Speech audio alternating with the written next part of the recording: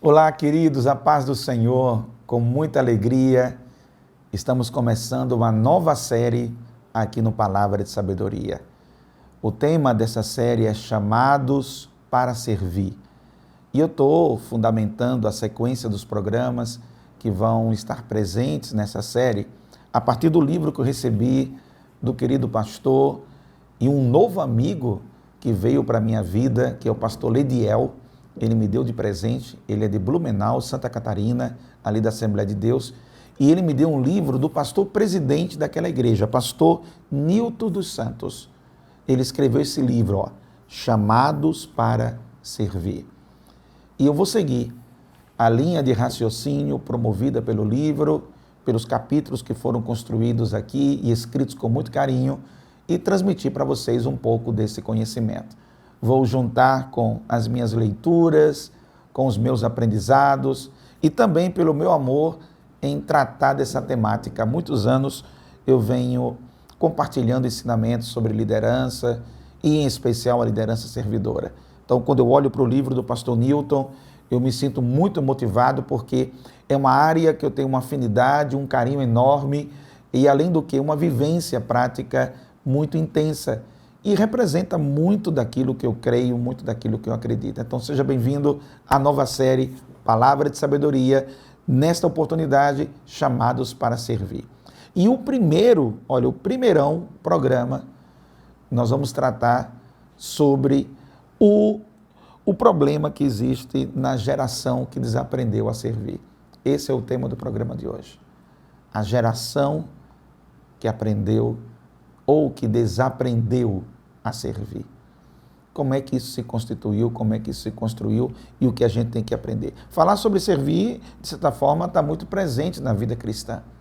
É um princípio, inclusive, da nossa vida cristã. E quando a gente vai tratar sobre isso, nós temos aqui uma confrontação, eu acho que é essa palavra que eu posso utilizar, uma confrontação de muitas práticas que vêm sendo adotadas na vida de muita gente que está absorvendo um conceito de serviço de maneira equivocada. Ou seja, ele faz um serviço não propriamente para a realização do serviço ou para o benefício real daquele serviço, e sim para um benefício oculto, um benefício distorcido e um benefício muitas vezes até contraditório com aquilo que se propõe inicialmente a ideia de servir. Alguns interpretam o conceito de servir como um trabalho que é realizado objetivando ter um reconhecimento, uma aprovação, uma graduação ou uma evolução a nível pessoal ou organizacional. Tem gente que vai pensar em servir, inclusive até o próprio pastor Lediel, na introdução do livro, ele faz um comentário de uma pessoa que se aproximou dele, dizendo que o grande objetivo dele dentro do conceito da prática do que fazia no ministério, na igreja, era um dia ter um reconhecimento institucional. Ele buscava uma graduação institucional. Ele era um auxiliar de trabalho e ele esperava fazer determinada coisa para daí conseguir ser um diácono, daí conseguir ser um presbítero e aí, quem sabe, um pastor e pronto. Esse crescimento dele estava alimentado pela ideia não do serviço em si, não do que ele iria realizar em si, mas a finalidade no processo final dessa história, que era um reconhecimento mais a nível pessoal. E aí, a sociedade do espetáculo, a visão antropocêntrica, ou até mesmo a idealização de uma idolatria individualista, pessoal, egocêntrica, é tanto nome, né? São tantas coisas numa coisa só, acaba alimentando a ideia do serviço para um interesse mesquinho, pequeno e passageiro. Não interesse como algo altruísta, não no interesse de algo sublime, vocacional, espiritual, bíblico, mas sim para um interesse puramente institucional, humano, terreno, de um reconhecimento, limitando você naquilo que deveria você ter o interesse de fazer. Você faz o serviço buscando os louros, buscando as palmas, os tapinhas nas costas, buscando o reconhecimento. E a motivação de um serviço buscando o reconhecimento significa dizer que é um tipo de serviço bad, trash, ruim, não é bom. Por mais que o que você realize seja algo que produza um benefício para a vida do outro, mas ao realizar de maneira equivocada ou com uma motivação errada, você se torna uma geração que desaprendeu a servir. Porque você não entendeu o verdadeiro sentido. Porque você não pegou a ideia. Você pegou a prática, mas não a ideia. Você pegou o ato, o agir, você se apropriou dele. Está entendendo o que eu estou te falando? Você faz o que faz, mas a motivação está errada. E aí, quando a gente vai para uma visão bíblica, eu vou dizer, você desaprendeu a servir. Você faz. Eu estou lá ajudando a limpar a igreja, estou ajudando a servir na porta, estou ajudando a organizar as cadeiras, eu estou ajudando, contribuindo financeiramente, eu estou ajudando, participando da organização. Beleza, maravilha, que bênção, é isso mesmo. Mas o questionamento que é feito inicialmente é de uma geração, ou de pessoas, de indivíduos, que passam a fazer isso buscando holofote, buscando algum tipo de aprovação dentro do seu grupo, ou pior, ou dentro da sequência do que é pior, ainda buscando o reconhecimento, ou seja, ele não faz com a visão cristocêntrica, ele faz com a visão antropocêntrica, por isso ajunta por um lado e espalha pelo outro. Deu para entender? O questionamento, ele é propício porque quando você vai para o que Cristo ensinou, o movimento bíblico, o ideal do servir, que você pega lá em Mateus capítulo 20, versículo 25 ao 28, eu vou ler. O ideal bíblico, ele não está numa mensagem antropocêntrica. A motivação para servir, ela tem que estar no lugar certo.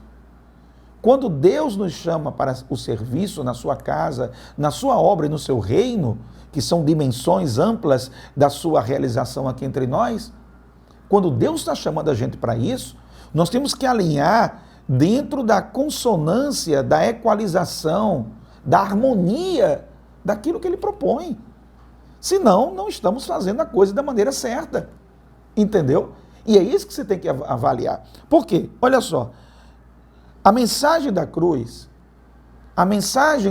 tem tudo a ver com a mensagem do serviço. A mensagem de Cristo Jesus, que é a essência do servo, Cristo é a essência do servo, que se humilhou, que veio para nos servir, se doando em favor da humanidade, fazendo um bem enorme em favor da humanidade, é completamente diferente de uma geração egocêntrica, que está voltada para uma vida de satisfação própria, que está buscando likes, que está buscando aprovações, que está buscando uma visão, vamos dizer assim, muito mais preocupada em satisfazer a si mesmo e uma alimentação de um narcisismo.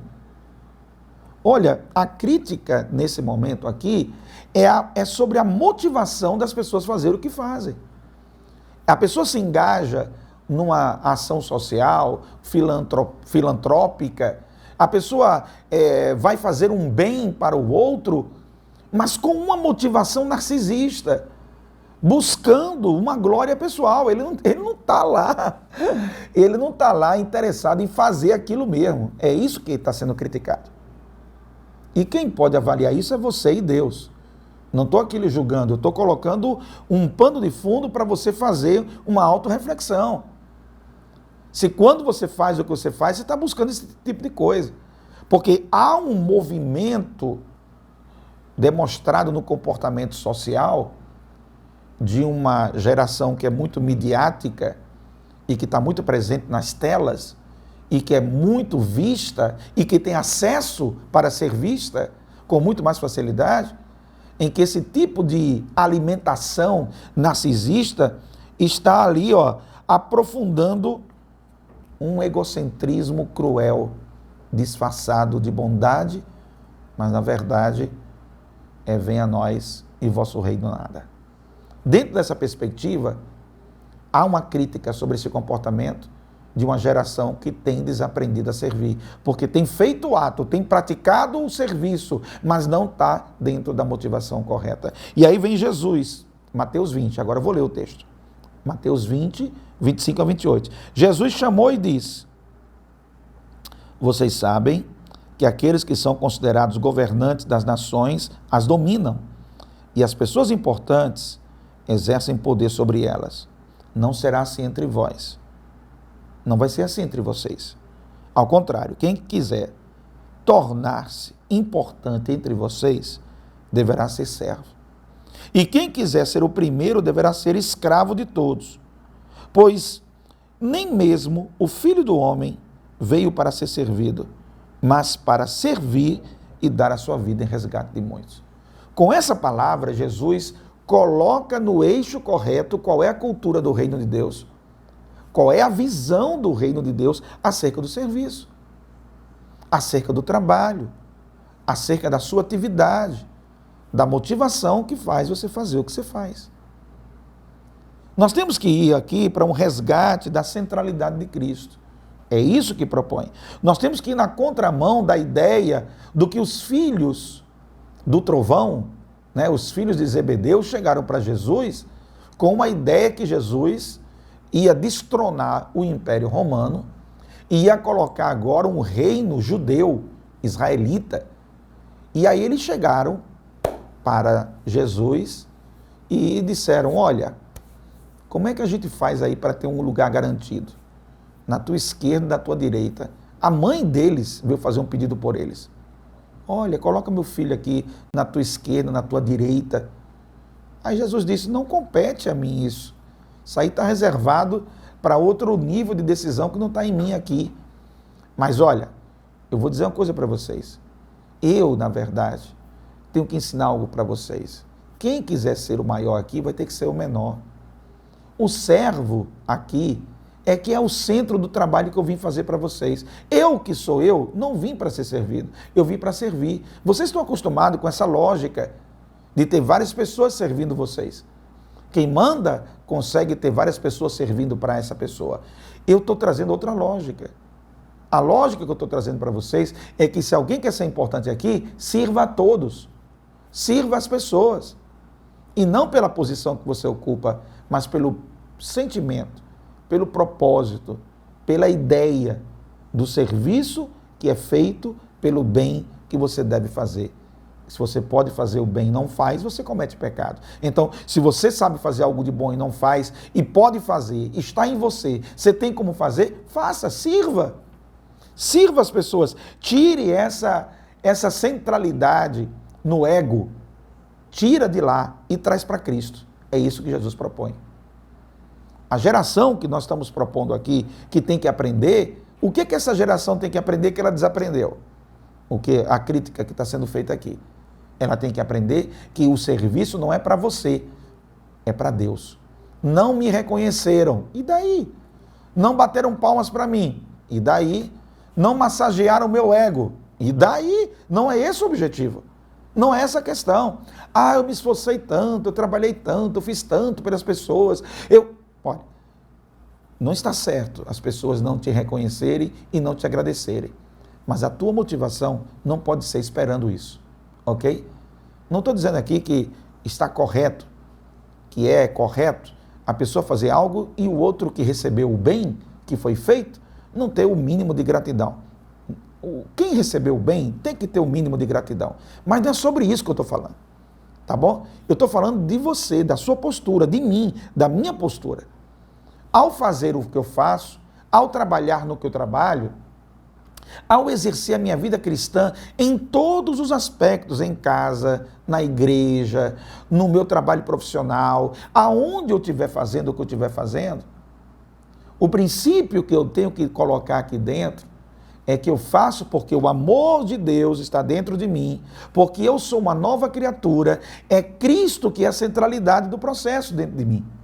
Então, como Ele é a centralidade do processo, eu tenho que destronar, tenho que combater essa centralidade no ego, que procura uma visão narcisista de vaidade, de busca de glória pessoal. E isso está muito dentro de muitos lugares das nossas igrejas, nos nossos ambientes de convivência. Muita gente que está fazendo as coisas pelo motivo errado. É claro que eu não posso colocar todo mundo no mesmo patamar ou generalizar. Cada um se avalie, cada um faça a sua própria reflexão. Mas é para você pensar como tem pessoas com a motivação errada. Ok? Mateus, ele está nos mostrando a palavra de Cristo Jesus. Jesus não veio para colocar um império romano, para destruir o império romano e colocar um império judeu. Não era sobre isso que ele falava. Ele falava de uma visão mais importante. E Jesus deu exemplo disso, de ser servo, de ser voluntário, de ser doador, de fazer o bem. É disso que ele está falando, gente. E esse bem que é produzido é pelo novo nascimento em Cristo Jesus, pela ação do Espírito Santo, pela palavra de Deus. São os elementos que são catalisadores desse bem que é produzido. É em cima disso que ele está falando. Ok? Os filhos do trovão, me parece que não foram os únicos a desaprenderem a pedagogia de Jesus. E tem muita gente precisando aprender a pedagogia do servo. O sentido, o conceito, a prática, a vivência do que é ser servo. Tá bom?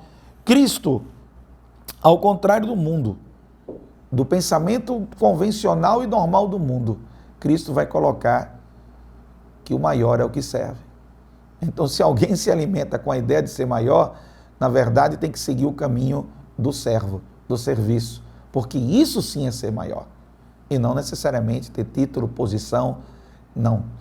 Quando a gente aprende com Cristo Jesus, a gente aprende que todo título, toda posição, todo cargo, toda função, todo status que você possui em qualquer área de sua vida,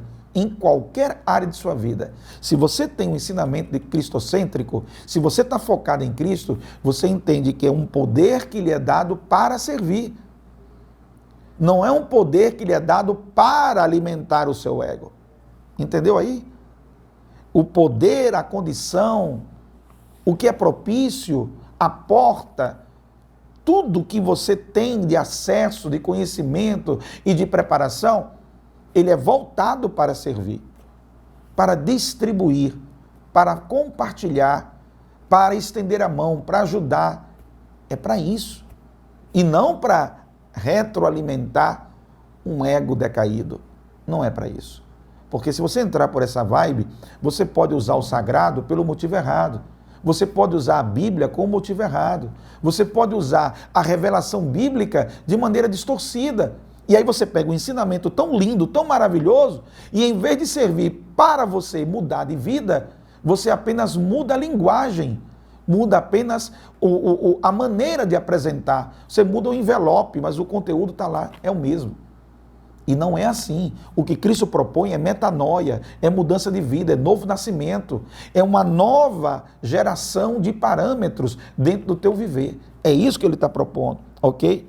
E aí você vai ter, terceiro lugar, você primeiro tem uma geração que de verdade tem desaprendido a servir, depois você tem um combate, você vai ter que combater essa centralidade no ego e ensinar e resgatar a centralidade em Cristo, e depois você tem um choque das duas culturas, é inevitável. Tem duas culturas aí entrando em choque, que é a cultura do mundo, a cultura secular e a cultura do reino de Deus. E tem muitos momentos que essa cultura não bate uma com a outra. A maneira de pensar dos conceitos bíblicos da cultura do reino de Deus, em vários momentos vão se chocar com a cultura proposta pelo mundo. Isso tem tudo a ver com o que eu estou falando. É o maior paradigma da vida cristã. É a gente ser o modelo de Cristo, pensando como Cristo pensa. E não pensando como o mundo secular pensa. A lógica do servo Jesus, ela afasta de nós a motivação das coisas pelo interesse do aplauso, pelo interesse do reconhecimento, pelo interesse dos tapinhas das costas, pelas coisas movidas pelos algoritmos, pelos likes, pelos compartilhamentos. Tem muita gente que agora está criando um padrão de cultura, um padrão de comportamento, que se entende aprovado ou desaprovado, reconhecido ou não reconhecido, se entende como pessoa ou não pessoa, amada ou não amada, conforme o que é compartilhado dele, o que é expandido dele, o que tem de comentários, o que tem de likes dele. Não é essa a cultura do reino. Alô? Não é essa a cultura do reino. Isso pode ser uma cultura mercadológica, pode ser uma lógica do mundo de exposição e de conexões artificiais que são propostas pelas redes sociais, pela mídia. Mas não é essa a vibe de Cristo, meu povo, pelo amor de Deus. Não é isso. Ter tudo isso como ferramenta de comunicação, estamos aqui, estamos usando uma ferramenta de comunicação aqui com você. Usar as mídias, as redes sociais como ferramenta de comunicação faz parte das relações sociais. Mas estabelecer o parâmetro de servir baseado nisso, dependendo disso, da aprovação, desaprovação de A, de B, de C, é uma armadilha terrível para a sua vida, não deve ser isso. Temos um choque de culturas. Fique com a cultura do reino, que é o que nós cremos, que é o que nós aceitamos, é o que é bíblico. A cultura do mundo é volátil, é movida por concupiscência, por desejos. A cultura secularizada é movida por movimentos sazonais, uma hora é uma coisa, outra hora é outra, conforme a vibe do momento. Você não pode estar nessa, senão você será escravo disso. E aí você será destruído por isso mesmo. Em quarto lugar, além de falar para você do choque de culturas, além de falar sobre o resgate da centralidade de Cristo Jesus na motivação do que fazemos, além de te mostrar que existe uma geração que desaprendeu a servir, eu tenho também que dizer uma coisa para você. Existe uma raiz diabólica na negação do serviço. Vou repetir. Existe uma negação diabólica na negação do servir. O pecado promove os filhos da serpente. Estou fazendo uma comparação aí com o livro de Gênesis na história do Éden. E o pecado promove, então, o interesse egocêntrico. O pecado, ele não quer servir, ele quer ser servido. Pegou aí? O pecado produz um interesse em ser servido. Então eu quero que você me sirva, mas eu não quero te servir.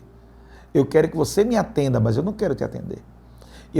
Isso são as heranças dos filhos da serpente, fazendo a comparação lá do Jardim do Éden, quando a serpente tentou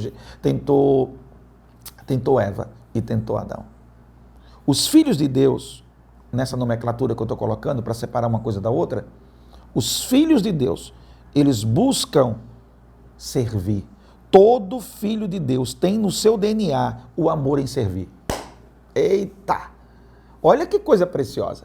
Todo filho de Deus, aquele que nasceu de novo, aquele que teve experiência do encontro com Cristo Jesus, porque todos nós somos criaturas de Deus. Todos nós fomos criados por Deus.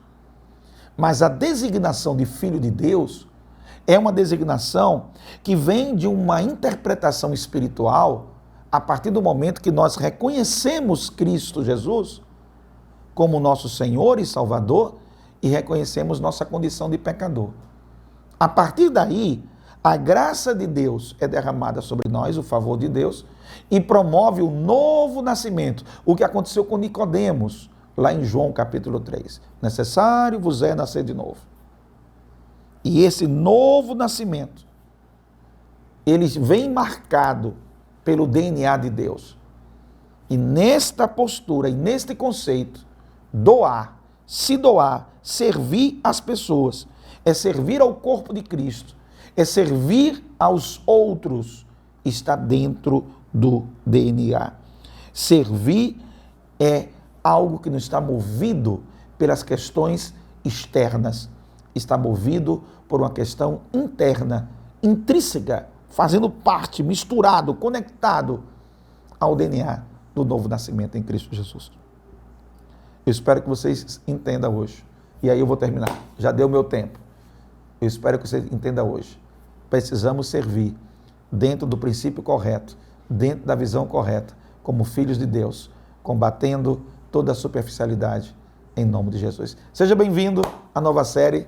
Deus te abençoe, em nome de Jesus. Próximo programa, a gente continua.